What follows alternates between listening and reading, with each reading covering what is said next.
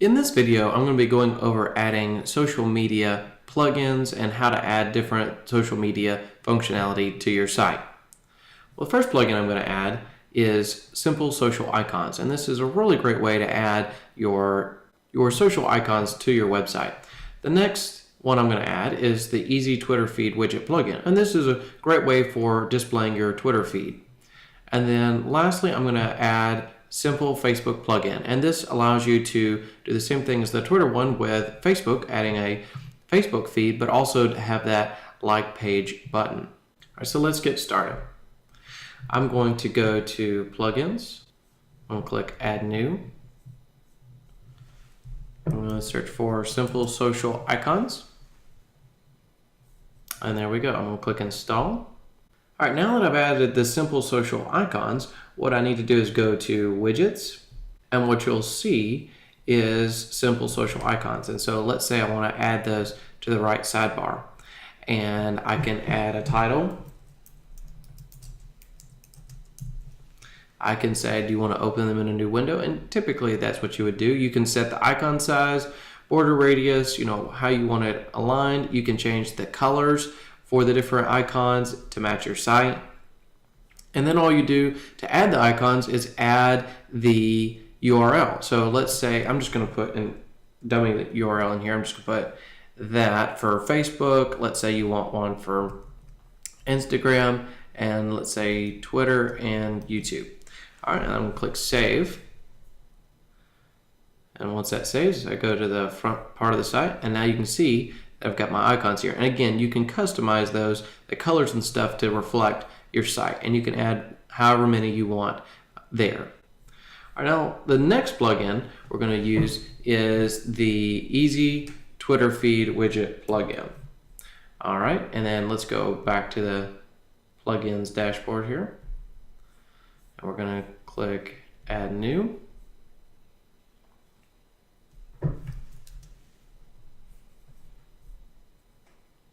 And then install.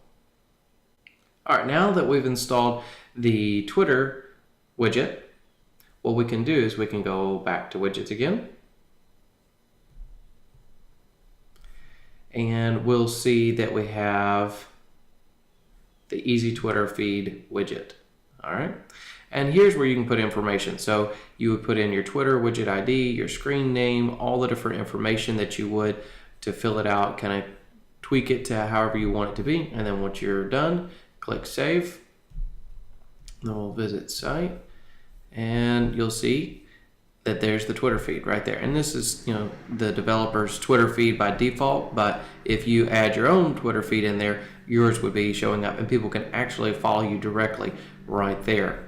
All right, so now the next one we're going to use is the Simple Facebook plugin. I'm going to copy that, go back over here to our plugins, add new, and search for plugins here, and I'm going to search for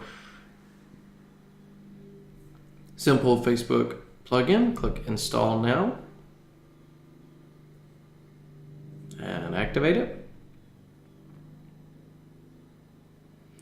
All right, and now what you can do is go back into widgets one more time, and you'll notice that we have a couple different ones here. We've got the Facebook page plugin, and we have the like box. Now this is the depreciated one, which means it uses the new page plugin instead. Lightbox will automatically fall back to the page plugin that was June 23rd, 2015. So the best thing to do is just use the page plugin, the normal one, the new way that Facebook is going on that. So we're going to add it here, and if you again, put all your information in there, you can set how big you want it to be. You can either hide the cover photo, or you can show friends' faces, you can show posts if you want. There's a lot of different things you can do here. So let's just add, it gives you kind of some information. 280 is the minimum. Let's just do that. And the minimum is 130. We'll just do, let's do actually 250 on the height there. And let's see what that looks like. All right, and there you can see we've got the like page, and it's got our cover photo and different things in here, or actually that's the developer again, and you can see the different people who liked it. Now again, you can change that, and you can hide the faces, You can show the post or hide the cover photo if you wanted to make it blend in with your site a little bit better. So if we refresh, we can see that now, and you'd probably want to make this longer, but as far as height, but you can now see that we've got all the posts there that we can scroll through, and people can still like the page directly from there. And those are 3 basic functions that people want to integrate social media with. But I want to show you another plugin that I really like, and it's put out by Warfare Plugins, and it's called Social Warfare. And it's a great one. It adds these buttons here that you can, like and share directly on a post or a page, but it has a lot of other things that it adds as well. Basically, it has where you can click to tweet and things like that. You can have all kinds of analytics and control over it. It's a really great plugin that I use personally, and I think it's a great plugin to extend the functionality of your social integration. But again, WordPress, you can go and get Jetpack, and it'll do some of the same things, but again, you have to have an account, and it can be somewhat bloated if it's not what you're looking for.